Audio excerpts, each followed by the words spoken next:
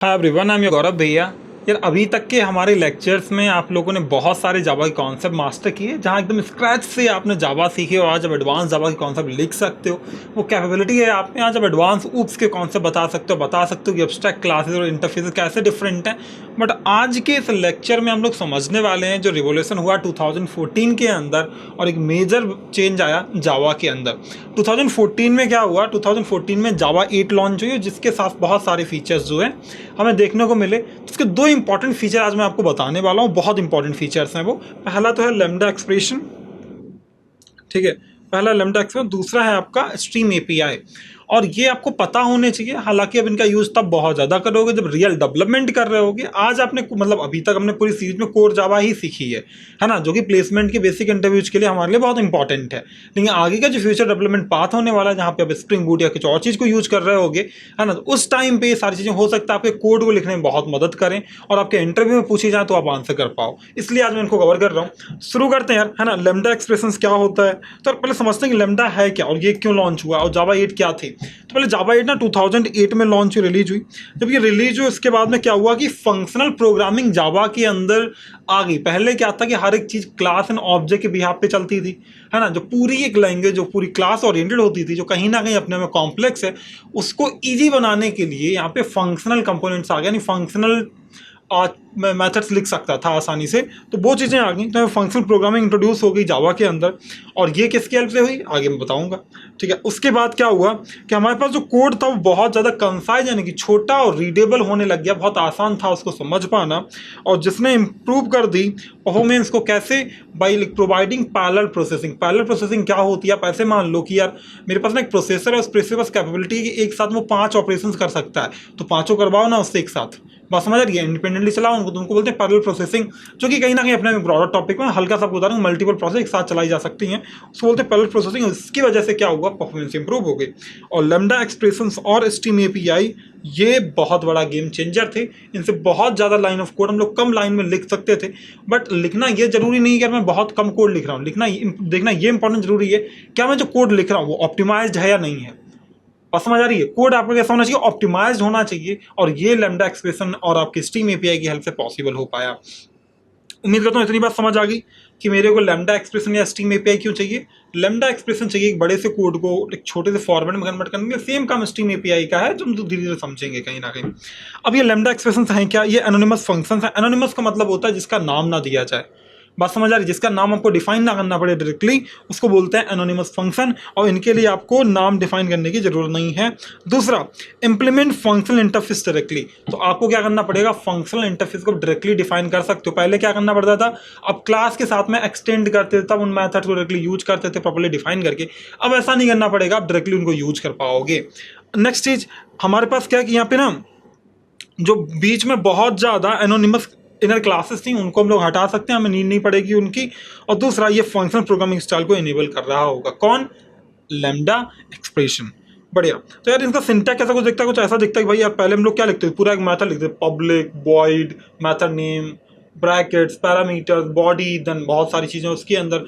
एक बहुत अपने यहाँ एक लेंदी सिंटैक्स था। अब तो उसी सारे काम को एक लाइन में किया जा सकता है। देख लो, बहुत आसान है, इजी है, ठीक है। तो इससे फायदा हुआ, लैम्डा एक्सप्रेशन चीज़ें बहुत आसान हो गई। अब यहाँ पे क्या, विद मल्टीपल स्टेटमेंट, अगर मेरे बहुत सारे स्टेटमेंट एक साथ देने हैं तो उस केस में आप ऐसे लिखो और एक कर्ली ब्रेस लगा के ऐसे लिख सकते हो, मल्टीपल स्टेटमेंट ऐसे कुछ। तो ये था मेरे पास में लैम्डा एक्सप्रेशन। हम लोग ना पहले स्ट्रीम एपीआई को समझो, उससे पहले चलते हैं एक बार लैम्डा एक्सप्रेशन ना थोड़े से प्रैक्टिकल करके देख लेते हैं, और आपको समझ आएगा ये कितनी काम की चीज़ है, ठीक है। मैं क्या करूँगा, मैं इधर ओपन करने वाला हूँ अपना VS कोड, ठीक है। और इस VS कोड में मैं क्या करूँगा, मुझे ओपन करना है अपना जावा सीरीज, और जावा सीरीज के अंदर आई होप लोग क्लासेस का जो कोड है वो एक्सेस कर रहे होगे। और मैं यहाँ पे एक बनाऊंगा नया फोल्डर, और उसका नाम मैं रखूँगा day8, ठीक है, day8। अब day8 में मुझे कहना एक नई फाइल बनानी है, जिसका नाम मैं रखने वाला हूँ lambda expression, okay, .java। So now here this is my file, और मुझे क्या करना है, इसमें कोड अपना लिखना है। तो पब्लिक स्टैटिक वॉइड वन, पहले मैंने मेथड ले लिया, सिंपल था। फिर मैं आपको दिखाऊंगा, मेरे को ना एक इंटरफेस बनाना है, ठीक है, एक इंटरफेस बनाना है। तो माना कि मैंने इंटरफेस मैंने रखा हुआ है, यार ये तो अपने आप में ही कुछ आ जाता है फ्री में, है ना। अरे भाई नहीं चाहिए, ठीक है, बढ़िया। इंटरफेस का एक नाम रख देते हैं यार, इसका नाम रखते हैं कैलकुलेटर, ठीक है, कैलकुलेटर। मैंने इसका नाम रखा हुआ कैलकुलेटर, या फिर कुछ भी रख लो। अब एक बात याद रखना, फंक्शनल इंटरफेस उसको बोलते हैं जिसके अंदर सिर्फ और सिर्फ एक अब्स्ट्रैक्ट मेथड होता है, ठीक है। तो माना कि ये मैंने कैलकुलेटर करके कुछ बना दिया यार, और इसके अंदर माना कि मैंने एक अब्स्ट्रैक्ट फंक्शन डिफाइन किया हुआ है जिसका नाम है public void and method name is add which receives 2 parameter probably int a and int b. So 2 parameters के अंदर आएंगे, ऐसा मैं मान के चल रहा हूँ। तो मैंने एक इंटरफेस नॉर्मली बना दिया है।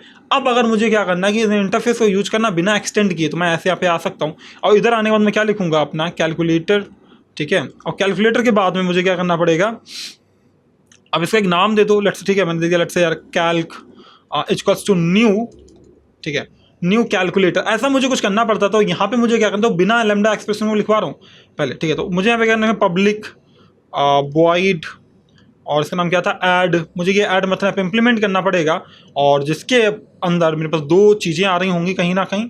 एक तो मैं मान लेता हूँ लेट्स से इंट ए इंट बी जो मैंने वहाँ पे पास की हुई हैं, और उसके बाद यहाँ पे क्या करेगा, ये प्रिंट करने का काम कर रहा होगा कि इसको ए प्लस बी को। तो अभी अगर मुझे इसको यूज करना था, इस इंटरफेस को मैं एग्जांपल के तौर पे समझा रहा हूँ, हालांकि इसको डायरेक्टली यूज नहीं है, ठीक है। डायरेक्टली यूज अब सब समझो जो बड़े बड़े प्रोजेक्ट्स पे काम कर रहे होगे। तो अभी यहाँ पे क्या, मेरा कैलकुलेटर ने इंटरफेस को यूज कर लिया बिना इसको यहाँ पे एक्सटेंड किए, बिना इंप्लीमेंट किए, ठीक है यार। ये मस्त यूज कर पा रहा हूँ मैं आराम से। अब मैं यहाँ पे क्या कहूँगा, मैं लिखूँगा कैल डॉट ऐड। अब मुझे यहाँ पे क्या वैल्यू पास करने, मैंने जैसे 4 पास की है, दूसरी वैल्यू मैंने पास की है 5, ठीक है, मैंने पास किया 5। बढ़िया, सही लग रहा है यार। ये मैं चला के दिखाता हूँ कैसा दिखता है। तो मैं करूँगा CD, पहले तो अपन चलते हैं अपने डे 8 नंबर के फोल्डर में, फिर मैं लिखूँगा जावा C और फाइल का नाम मेरा क्या है, मेरा नाम है लैम्डा एक्सप्रेशन जावा, फिर मैं लिखूँगा लैम्डा और इससे मुझे मेरी फाइल मिल जाएगी, है ना, इससे मेरे को फाइल मिल जाएगी जो कि 9 आ रहा है कहीं ना कहीं। तो मतलब इतना बड़ा मेरे को लिखना पड़ा। ये था without lambda expression. Lambda expression क्या करेगा, एक एनोनिमस फंक्शन डिफाइन कर पाओगे आसानी से इस पूरे से बड़े सिंटेक्स को। ये था विदाउट लैम्डा एक्सप्रेशन। तो मैं ना एक बार इसको ऐसे कमेंट कर देता हूँ, कमांड X और come here and paste it, और इस कमेंट के अंदर भी मैं डाल देता हूँ यहाँ पे, या फिर ऊपर एक कमेंट डाल देता हूँ, ठीक है। ये था विदाउट लैम्डा एक्सप्रेशन, ठीक है। आगे मैं दिखाऊंगा लैम्डा एक्सप्रेशन को बहुत यूज होगा भाई, ठीक है। अब यहाँ पे कर देते हैं विद लैम्डा एक्सप्रेशन। मुझे वो यूज करना है, उस इंटरफेस की फंक्शनैलिटी को, एक्सप्रेशन, ठीक है। मुझे यूज करना, मुझे क्या करना पड़ेगा, मुझे यहाँ पे लिखना पड़ेगा कैलकुलेटर नाम लिखना कैल, और उसके बाद वो कुछ नहीं करना है, एक ऐसे करके एनोनिमस फंक्शन यहाँ पे लिखना है। दो कुछ भी नाम दिया आपने, नहीं दिया तो हम इसको कुछ नाम, कुछ वैल्यू दो या डिफाइन करो यहाँ पे कि A, B मैंने डिफाइन कर दिया लेट से थोड़ी देर के लिए, ठीक है। अब इसके बाद मुझे क्या करना, ऐसे करके एरो साइन लगाओगे और यहाँ पे लिख दोगे साउट system.out.println और यहाँ पे आप लिख दो A प्लस बी। अब बताइए क्या होगा, ऑटोमेटिकली ये आपका कॉल कर देगा। मतलब जो काम आपने इतने लंबे से सिंटेक्स में किया वो आपने एक लाइन में कर लिया। सेम ही काम है यहाँ पर भी, एक एनोनिमस फंक्शन कॉल हो रहा है जो आपकी वैल्यू रिसीव करेगा और वैल्यू को प्रिंट करवाएगा। अब देखो ये भी सेम ही काम कर रहा है। तो लैम्डा एक्सप्रेशन से हुआ क्या, सिंटेक्स थोड़े छोटे हो गए, लिखना इनको थोड़ा आसान हो गया, है ना। ये मेरे पास में क्या था, एक बेसिकली फंक्शनल ओरिएंटेड इंटरफेस था, है ना। तो एक फंक्शनल इंटरफेस था, तो हम लोग लिख पाए जहाँ पे एक मेरा एक एब्स्ट्रैक्ट मेथड है और हम लोग डायरेक्टली इसको यूज कर पा रहे हैं। सही लग रहा है क्या, सभी को आसान लग रहा है, समझ आ रहा है कि यार ये क्या फ़ायदा है। बात और भी आप जानते हो जावा 8 की फीचर की डिफ़ॉल्ट कीवर्ड के साथ में हम लोग क्या कर सकते थे, कुछ और भी मेथड यहाँ पर लिख सकते हैं। वॉइड तो लिखा है subtract method which takes let's say 2 variables int A and int B and this will give me the value of the subtraction। तो मैं वो भी लिख सकता हूँ यहाँ पे, तो मैं लिख दूंगा A माइनस B, ठीक है। और मुझे अगर यहाँ पे कॉल करना है तो आई कैन कॉल नाउ, ठीक है। तो मैं लिखूँगा कैल डॉट और ये मेरा क्या था, सब्ट्रैक्शन, ठीक है। अब मुझे यहाँ पे पास करना है 9,4। तो मैं वो देखता हूँ चला के कैसा चल रहा है। बट यार ये प्रॉब्लम ये कैल पूरा नहीं लिखा, मैं चला के दिखाता हूँ आपको कि कैसा चलेगा। तो कंपाइल तो हो गया बट रन करना है मुझे। देखो 5 मस्त आ रहा है, ठीक है। तो ये फ़ायदा है मुझे कि मेरे पास में एक रनेबल, एक मेरे पास बेसिकली क्या था, एक फंक्शनल इंटरफेस था जिसके अंदर मेरे पास 2 मेथड्स थे। एक ही एब्स्ट्रैक्ट मेथड है इसके अंदर जो मैं यहाँ से इंप्लीमेंट कर रहा हूँ, ठीक है। इतना आपको याद रखना, एक ही को आप रखोगे तभी आपको वो एक फंक्शनेबल इंटरफेस बन पाएगा, ठीक है। और उसके बाद में वैसे कॉल कर सकते हो। तो ये क्या हुआ, थोड़ा सिंटेक्स आसान हो गया, ईजी हो गया एज कम्पेयर टू दिस। ये फ़ायदा था आपके लैम्डा एक्सप्रेशन का। और इसके बड़े बड़े सिंटेक्स मेरे कहाँ कहाँ काम आ सकते हैं मैं दिखाता हूँ आपको एक बार, ठीक है। मैं एक बार दिखाता हूँ आपको। माना कि मेरे पास में क्या है, बेसिकली मान लो मेरे पास में क्या एरे है, ठीक है। मैंने डिफाइन किया हुआ है एक array, so int ARR equals to, okay. And मैं यहाँ पे कुछ वैल्यू पुट करूँगा।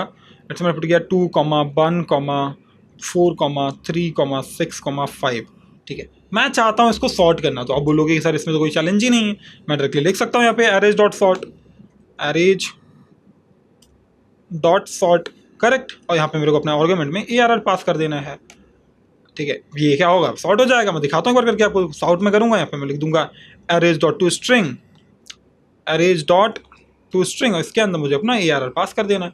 मैं चला के दिखाता हूँ हाउ दिस लुक्स लाइक, ठीक है। मैंने इसको चलाया, कंपाइल किया, और ये देखो मेरा सॉर्ट होके आ रहा है। बट अगर मेरे को डिसेंडिंग ऑर्डर में करना हो तो क्या करना पड़ेगा, तो आपको करना पड़ता है इसके अंदर कंपैरेटर पास, और जिस कंपैरेटर आप डिफाइन करोगे, लेट्स से A, B की तरीके से कॉमा करके यहाँ पे, ये आपकी कंपैरेटर डिफाइन करोगे यहाँ पे, जो कंपेयर करेगा वैल्यूज को और आपको वैल्यू करा के देगा। और यहाँ पे आपको चाहिए लैम्डा एक्सप्रेशन। अगर आप यहाँ पे लिखते हो A-B, अब प्रॉब्लम ये, अगर आपको ये करना है तो ये सिर्फ इंटीजर ऐसे नॉन प्रिमिटिव वैल्यू पे काम नहीं करेगा, तो आपको इसको कन्वर्ट करना पड़ेगा इंटीजर एक रैपर क्लास के अंदर। अब ठीक है, अब प्रॉब्लम नहीं आएगी। तो अभी इसका मतलब अगर आपने A-B लिखा है तो इसका मतलब असेंडिंग ऑर्डर, ठीक है। मैं दो लिख दूंगा, कोई प्रॉब्लम नहीं है। तो बाई डिफॉल्ट ये कैसा है, असेंडिंग ऑर्डर, ठीक है। वरना बाइट, और मुझे क्या करना है, अगर मुझे डिसेंडिंग ऑर्डर में करना है तो मैं इसे ना करके मैं यहाँ से लूँगा दूसरी स्टेप, और मुझे यहाँ पे ये कर देना है, मैं यहाँ पे करूँगा डिसेंडिंग ऑर्डर। तो आपको लिखना होगा B-A। अब क्या होगा, तो ये लैम्डा एक्सप्रेशन है, कहीं ना कहीं आपने एक एनोनिमस फंक्शन लिख दिया जो कि कहीं ना कहीं बहुत ही कम लाइन में लिख गया है ना। और मैं यहाँ पे डिसेंडिंग ऑर्डर देख सकता हूँ, मैं इसको रन करना है तो देखो यहाँ पे 6 5 4 3 2 1 आ रहा है, डिसेंडिंग ऑर्डर आ रहा है। आसानी से कर पा रहे हैं हम लोग। तो ये फायदा है आपके लैम्डा एक्सप्रेशन का कि कहीं भी इजीली फिट हो जाएंगे, छोटे से सिंटैक्स में लिख जाते हैं। सिंटैक्स आपको याद रखना है, कुछ नहीं करना है कि उसे ब्रैकेट लगाना है, एक एरो साइन लिखना है, और फिर जो आपको फंक्शनलिटी लिखनी है वो फंक्शनलिटी आप लिखो, ये आपके ऊपर है, ठीक है। तो ये फायदे थे आपके लैम्डा एक्सप्रेशन से। उम्मीद करता हूँ आपको ये बात समझ आई है। अब मैं बात करूंगा अगला टॉपिक हमारा जो था कहीं ना कहीं स्ट्रीम एपीआई। अब स्ट्रीम एपीआई का क्या फायदा था, अरे एक सोच के देखो, एक तरीके से ना मेरे को ना एक सिंपल सा ऑपरेशन करने के लिए multiple for loop, if else, बहुत सारा कुछ लगाना पड़ता है। अगर मेरे को एक चैन में और बहुत ही सिंपल लेमन लैंग्वेज में कुछ लिखना है तो stream API was the solution. और ये चीज़ें हमें मिल पाई कैसे, देखो यहाँ पे पहले तो ये फंक्शनल अप्रोच रहेगी किसी भी कलेक्शन को प्रोसेस करने के लिए। कलेक्शन से याद है, मैंने कल पढ़ाया था आपको लास्ट लेक्चर में। कलेक्शन में क्या पढ़ा तुमने, आपको एरे लिस्ट पढ़ाया था, हैश में पढ़ाया था, हैश सेट पढ़ाया था, और बहुत सारी चीज़ें हैं ना जो हम लोग देखते थे। उसके बाद डिक्लेरेटिव प्रोग्रामिंग स्टाइल है ये, मतलब आगे no data storage, only processing, आपको कोई नया दोबारा से स्टोर नहीं करना पड़ेगा, जो दी गई वैल्यू उनको से प्रोसेस करना है। और उसके बाद में ये पैरेलल एग्जीक्यूशन को सपोर्ट करता है, कि 2014 यानी जावा 8 के साथ का फीचर है। अब डिक्लेरेटिव मतलब होता है कि जो भी तुम्हें करना है, ठीक है, वो बताएगा, कैसे करना है वो आपको बताने की जरूरत नहीं है। अब वो क्या लिखना है भाई, जो करना है वो बताओ, कैसे छोड़ दो, ये संभाल लेगा। सेकेंड थिंग, कंपोजेबल है, यानी चैन हो पाएंगे मल्टीपल ऑपरेशन एक साथ, कि भाई एक ऑपरेशन खत्म हुआ, दूसरा उसके साथ ज्वाइंट है, तीसरा उसके साथ ज्वाइंट है, ये पॉसिबल है। अगला पैलेजेबल पॉसिबल है, यानी लेवरेज मल्टी कोर प्रोसेसर्स, यानी एक साथ में मल्टीपल पैरेलल टास्क चलाए जा सकते हैं। और फिर लेजी मतलब एग्जीक्यूट ओनली व्हेन नीडेड, जब भी किसी चीज जरूरत हो तभी आप चलाओ, वरना मत चलाओ, simple. One time use, create a new stream for each operation. तो आपको क्या करना है कि ये क्या करेगा कि हर एक ऑपरेशन के लिए एक नई स्ट्रीम बनाएगा और दोबारा चलाएगा। मतलब क्या कि मेरे पास एक इनपुट था, स्ट्रीम का मतलब क्या होता है, एक धारा, बस समझ, मतलब आगे से जो आए इसको फिर प्रोसेस करो, फिर आगे बढ़ाओ। भाई ना मैं एग्जांपल दिखाता हूँ, समझ जाओगे इस एग्जांपल से क्या। माना कि मेरे पास में क्या है कि मैंने एक एरे लिस्ट ली हुई है, एज लिस्ट कन्वर्ट कर दी, एरे को लिस्ट में ऐसे कन्वर्ट करते हैं। तो मैंने एरेज डॉट एज लिस्ट किया, मैंने कुछ वैल्यू मैंने एंटर कर दी है, तो ये मेरे पास में नेम्स करेगी एरे लिस्ट है। मुझे क्या करना है, इसको प्रोसेस करना है किस भी, यहाँ पे देखो मैंने क्या काम किया, पहले इसको स्ट्रीम बनाया, names dot as like names dot stream लिख के, तो ये स्ट्रीम बन गई है, मतलब अब आपके फ्लो के लिए रेडी है। जहाँ पे हमने एक फिल्टर मेथड लगाया जो आपको क्या करेगा, अगर नेम फिल्टर नहीं, आपका एम्प्टी नहीं है, जैसे ये एम्प्टी था तो इसको अवॉइड कर दो, तो ये क्या करेगा, आपको वो एक एरे लिस्ट निकाल के देगा। ये वाला जो एक ऑपरेशन है इसके अंदर पाइपलाइन जो है वो क्या करेगा, आपको वो एरे निकाल के देगा जिसके अंदर आपके पास में कोई भी एम्प्टी नेम नहीं है। उसके बाद आपको सारे वही रिटर्न करने हैं जिनकी जो नेम लेंथ है वो 3 से ज़्यादा है, जिनकी 3 है उनको आप अवॉइड कर दोगे। ऐसा अगर आप चाहते हो कुछ करना तो जैसे बॉब अवॉइड हो जाएगा।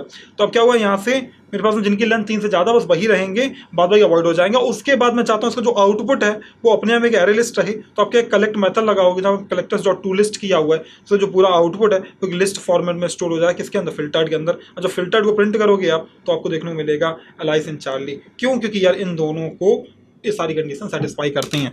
आपने क्या काम किया, ये तो अगर आप अगर मुझे इफ एल्स से लिखना होता तो बहुत सारे ऑपरेशन करने पड़ते, पहले एक लूप लगाना पड़ता इस एरे को आइटरेट करने के लिए, फिर मेरे को देखना पड़ता कोई एम्प्टी है या नहीं है, अगर एम्प्टी नहीं होता तो फिर से एक नए एरे में डालना पड़ता। एक्स्ट्रा स्पेस हुई या नहीं हुई, यहाँ पे जरूरत नहीं है, यहाँ पे स्टोर नहीं करेगा, प्रोसेस करेगा, सिंपल। बात समझ आ रही, तो वहाँ पे क्या मुझे एक नया एरे बनाना पड़ता। बात समझे, उस एरे के अंदर मैं वैल्यू डाल रहा होता, जब अगर वैल्यू मेरी पड़ जाती तो उसके बाद मुझे उसमें से फिर से एक फॉर लूप लगानी पड़ती है और मैं चेक करता कि भाई अगर उसका साइज जो है 3 से ज़्यादा है तो उस केस में मैं उसको प्रिंट कराऊंगा, वरना नहीं कराऊंगा, या फिर मुझे जो भी उसके साथ करना हो। बट वो एक अपने आप में बहुत कॉम्प्लेक्स और बहुत देख रहे हो, कहीं ना कहीं बहुत ज़्यादा कोड आप लिख रहे हो और यहाँ पे आपका कोड बहुत ऑप्टिमाइज्ड हो गया है। तो ये फ़ायदा है आपको स्ट्रीम एपीआई का। तो मैं जाऊँगा, मुझे यहाँ पे एक लिखना है स्ट्रीम एपीआई, ठीक है, डॉट जावा मैंने लिखा हुआ है। और मैं यहाँ पे आगे इधर आने के बाद मुझे क्या करना, अपना मैन मेथड चाहिए, तो पब्लिक स्टैटिक वाइड मैन, मैंने मैन मेथड ले लिया है। और मुझे क्या करना है यार, यहाँ पे मुझे एक ना एक एरे लिस्ट बनानी है। तो मैं माना कि मैंने लिख लिया एरे लिस्ट, कुछ भी लिख लो यार तुम्हारे हाथ में, ठीक है। मैंने एक लिस्ट लिख ली और मुझे यहाँ पे एक माना कि स्ट्रिंग टाइप की वैल्यू स्टोर कराना है। मैं भाई एग्जाम्पल लूँगा एक अच्छा सा, ठीक है। और इसका नाम मैं रख लेता हूँ let's say names equals to new arrays dot as list, ठीक है। अब यहाँ पे क्या होगा, एक साथ आप वैल्यू डाल सकते हो, ये फ़ायदा है और तो कुछ नहीं। तो यहाँ पे मैंने क्या किया, एक एरे यहाँ पे मैं वैल्यू डालने वाला हूँ। तो पहला मेरा जो नाम मैंने रखना है यहाँ पे मैंने रखा, मैंने अपना गौरव रख दिया, ठीक है, गौरव। उसके बाद मुझे दूसरा नाम रखना है कुछ, ठीक है, मुझे एक दूसरा नाम भी रखना है, तो माना कि मैंने रख दिया मोहन, ठीक है। फिर मेरे और एक नया नाम लिखना है, मैं लिख दूंगा करण, ठीक है। फिर मुझे क्या करना है कि एम्प्टी स्पेस छोड़नी है, मैंने छोड़ दी। फिर मेरे को क्या चाहिए कि चाहिए राजू, ठीक है, राजू, ठीक है। तो यार ये मैंने कुछ दे दी है। अब ये क्या बोल रहा है मेरे से, expected the rate after this token, अच्छा कन्वर्ट नहीं हुआ, मेरा सिंटैक्स गलत है क्या? अच्छा एक minute, array dot as list ही होता है यार, ये तो प्रॉपरली काम करना चाहिए। अच्छा मैंने कहीं ना कहीं कर्ली ब्रेसेस लगा दिए, ये प्रॉब्लम है मेरे साथ। ठीक है, अब सॉर्टेड है। तो मेरे पास ये क्या हो गया, मेरे पास ये एक एरे लिस्ट आ गई है। अब इस लिस्ट के साथ मुझे क्या करना है, मैं चाहता हूँ इसको कि स्ट्रीम में कन्वर्ट करना, ठीक है। तो मैं स्ट्रीम में कन्वर्ट करूँगा, कैसे करूँगा देखो, आपको लिखना है फिर नेम्स डॉट, ठीक है, स्ट्रीम। तो ये स्ट्रीम बन गई। अब आप यहाँ पे चाहो तो यहाँ पे मल्टीपल आपके पास मेथड है, फिल्टर है, मैप है, और ये देख लो बहुत सारे मेथड, आप जाके और एक्सप्लोर करो, बहुत सारे मेथड पॉसिबल है इसके बाद। बट मैं लिखने वाला हूँ फिल्टर। और ये फिल्टर का मतलब मैंने क्या लिखा हुआ है यहाँ पे कि मैं एक एरो फंक्शन लिखूंगा अपना, और उस एरो फंक्शन में मान लेता हूँ मैंने लिखा हुआ है नेम, ठीक है। इस एरो फंक्शन में चाहता हूँ कि भाई अगर किसी की जो नेम की जो लेंथ है, और या फिर मैं दे देता हूँ इज एम्प्टी, ठीक है। So not name dot as empty. तो एम्प्टी नहीं होना चाहिए, वो मेरी कंडीशन है, ठीक है, वो मेरी क्या है कंडीशन है।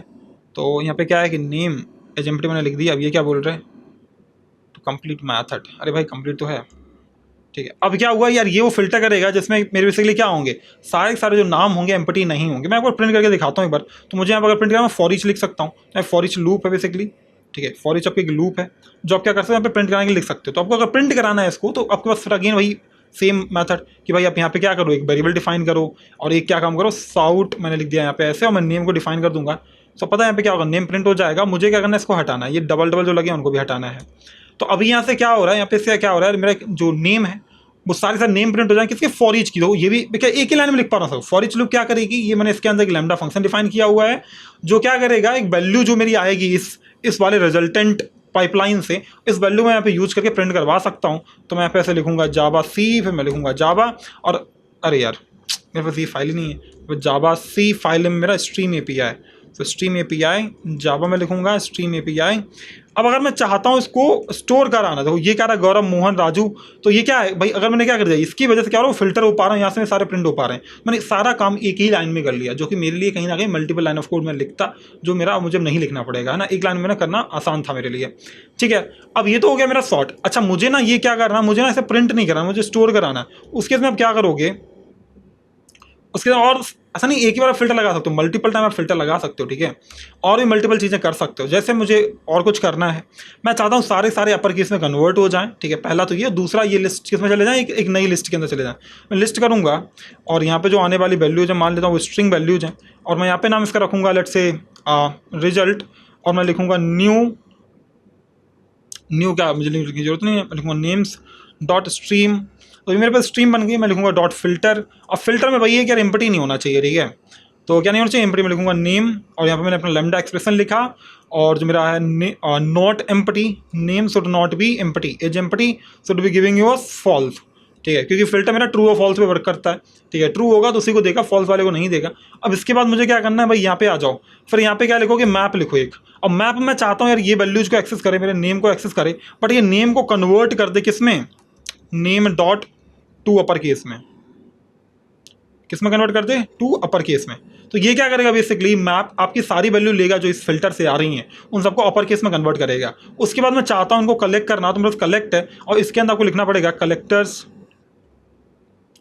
Collectors dot to list. ये क्या करेगा, जो भी वैल्यू आएगी उसको एक एरे लिस्ट में कन्वर्ट कर देगा। तो आपने क्या काम किया, मल्टीपल ऑपरेशन एक लाइन में लिख लिए कि भाई मेरे पास जो भी एरे था उस एरे से पहले एम्प्टी वैल्यू को बाहर निकाल दो, निकल गई। फिर जो वैल्यू है उन सबको अपर केस में कन्वर्ट कर दो, कर दिया। फिर उनको एक एरे लिस्ट में कन्वर्ट कर दो, कर दिया। और रिटर्न कर दो किसको, इस रिजल्ट को। तो अगर मैं रिजल्ट को प्रिंट करके आपको दिखाऊं, साउट रिजल्ट, तो आप देखना है कैसा दिखता है। ठीक है, देखना कैसा दिखता है, क्या लिखा है, गौरव मोहन करण राजू। तो सारा सारा कैपिटल हो गया है। बात समझ आ रही है, ये फायदा है मेरे एरे लिस्ट का। चलो एक और एग्जांपल समझते हैं, ये फायदा मेरे स्ट्रीम एपीआई का। ठीक है, एक और एग्जांपल समझते हैं। माना कि मेरे पास में एक एरे है, ठीक है, माना कि या फिर एक एरे लिस्ट है। तो लिस्ट, ठीक है, जो क्या करती है, इंटीजर वैल्यू को होल्ड करती है। और मैं चाहता हूँ इसका नाम रखा हुआ है लिस्ट इक्वल्स टू, मुझे लिखना है एरेज, क्योंकि यार मैं डायरेक्टली अगर करूँगा बहुत टाइम लगेगा उसमें। टू लिस्ट एरेज, दिख नहीं रहा है तो एक तो सजेस्ट चुका मैं, arrays dot as a list. ठीक है, अब इसके अंदर मैं वैल्यूज डालने वाला हूँ 1, 2, 3, 4, 5, 6, 7, 8, 9, 10। अब मुझे क्या करना है, इसके अंदर मुझे चाहिए कि भाई मुझे ना आउटपुट में चाहिए square of all even numbers, ये चाहिए मुझे। ठीक है, अब मैं क्या करूँगा यार, आ जाओ यहाँ पे आ जाओ। अब मुझे क्या करना है, मैं यहाँ पे लिख दूंगा यार। ठीक है, मुझे यहाँ पे लिखना है कि स्ट्रीम पर एक लिस्ट बनाना पड़ेगा। तो लिस्ट जो क्या करेगा, इंटीजर वैल्यू को स्टोर करेगा, इंटीजर वैल्यू को स्टोर करेगा। और इसका नाम है लेट्स से माना कि आउटपुट या आउट वट एवर यू से यार। ठीक है, फिर मैंने यहाँ पे लिख देना लिस्ट डॉट स्ट्रीम। ठीक है, ये स्ट्रीम एपीआई लगा दी मैंने। अब मुझे क्या करना, पहले मुझे इवन निकालने पड़ेंगे यार, सारे को तो नहीं मुझे करना है, मुझे किसको करना है, इवन को सिर्फ। ठीक है, तो मुझे इवन निकालना है। तो भाई इवन कैसे निकालोगे, मान लो ऐसे नम करके मैंने वेरिएबल लिया हुआ है, और ये नम क्या करेगा, मेरा num need to be even, modulus equals to 0। तब ये क्या हो पाएगा मेरे, मुझे बताओ, तब ये क्या हो पाएगा, तब ये मेरा हो पाएगा इवन। सही बात है, ये कंडीशन हो गई। अब इसके बाद यहाँ पे आ जाओ, जब एक बार ऐसा हो जाए तो मैं चाहता हूँ इसमें कि ये आपस में मल्टीप्लाई करें। ठीक है, वो वैल्यू का क्या हो जाए, स्क्वायर हो जाए। तो मैंने फिर से अगेन नम लेना है, और मैं चाहता हूँ कि यार वो नम जो है वो मल्टीप्लाई कर ले खुद से, नम मल्टीप्लाई बाई नम। ठीक है, तो इसने खुद से मल्टीप्लाई कर लिया है, इसने क्या कर लिया, खुद से मल्टीप्लाई कर लिया है।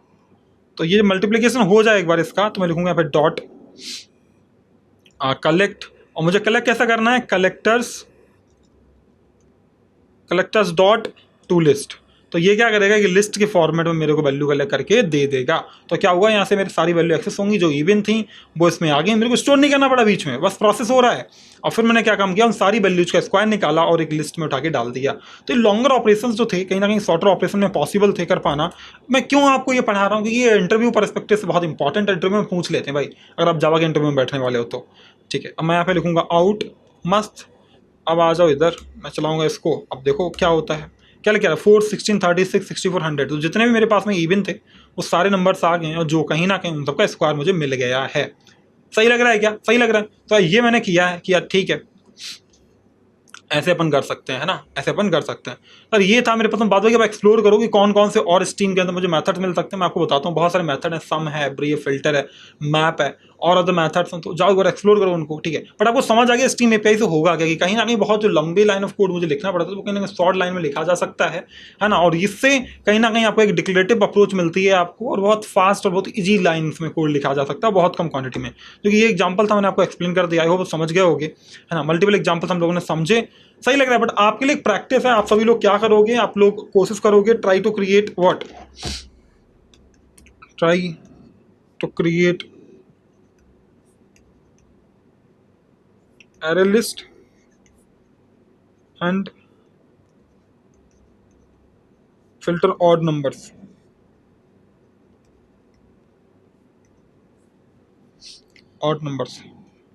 and add 5 in each value. Example के तौर पर मैं ले लेता हूँ, माना मेरे से एक एरे लिस्ट रही होगी, तो ये मान लो लिस्ट है मेरे पास में जिसके पास ऐसा 1 2 3 4 5। अब मुझे क्या चाहिए, मुझे चाहिए इसमें से ऑड नंबर्स निकालने, जैसे मेरे पास 1 हो गया, 3 हो गया, 5 हो गया। मेरा आउटपुट जो बोलना चाहिए 1 + 5 6 हो जाता है, 3 + 5 8 हो जाता है, और 5 + 5 10 हो जाता है। ठीक है, तो ये मेरे को प्रिंट करवाना है। अब डिसाइड करो कि कैसे आप करोगे यूजिंग स्ट्रीम एपीआई। बट यार आप लोग ना, मतलब माना कि हम लोग अभी बहुत डेवलपमेंट बैकएंड में नहीं जा रहे जावा को लेके, लेकिन जिस दिन आप जावा के इंटरव्यू में बैठोगे ना, उस दिन आपको समझ आ गया यार ये कितने इंपॉर्टेंट टॉपिक्स थे, है ना। आगे की आपको हमारे गोल्स और एम्स याद है यार कि हम लोगों ने क्या टारगेट किया हुआ है, कि यार इस जावा की पूरे जो ट्यूटोरियल है, इससे आपका जावा का जो कोर जावा है बेसिकली वो इतना क्लियर हो जाए, इतना सॉलिड हो जाए कि आप इंटरव्यू में बैठो तो कोर जावा में ना फंसो कम से कम। पहली चीज़। दूसरी, एक बार आपको जावा आ गई तो आप फिर जावा के साथ स्प्रिंग बूट कवर कर सकते हो। स्प्रिंग बूट से आपका बैकएंड डेवलपमेंट स्ट्रांग हो जाएगा, जॉब लगना ईजी है। तीसरा चीज कि भाई अगर मेरे को जावा आती है स्प्रिंग बूट तो मैं बैकएंड तो कर ही लूंगा, मेरे को डीएसए क्रैक करके एक बड़ी सी कंपनी में जाना है तो मैं डीएसए भी जावा में कर सकता हूँ। ये हमारे बहुत सारे गोल्स थे और उम्मीद करता हूँ आप लोग भी उन्हीं गोल्स के लिए काम कर रहे हो। मुझे कमेंट बताना इसकी सॉल्यूशन, और मुझे बहुत कम इंटरेक्शंस देखने को मिलते हैं यार कमेंट में, पता नहीं क्यों, बट मैं चाहता हूँ आप लोग बताओ कि आपको मजा आया कि नहीं आया। और कहीं ना कहीं जावा अपने आप में इतनी कॉम्प्लेक्स है, अगर आप समझ पा रहे हो, आप कर पा रहे हो तो आप ब्रिलियंट हो। मैं सच बता रहा हूँ, है ना। वरना बहुत सारे लोग स्ट्रगल करते हैं जावा को समझने के लिए, बट उम्मीद करता हूँ आपको समझ आया होगा। मिलता हूँ आपसे अगले लेक्चर में, जहाँ पे हम लोग देखेंगे मेमोरी मैनेजमेंट कैसे करते हैं जावा के अंदर, फिर क्या होता है गार्बेज कलेक्टर, है ना। See you in the next video, तब तक ख्याल रखना और प्रैक्टिस करते रहना please. Bye bye to all.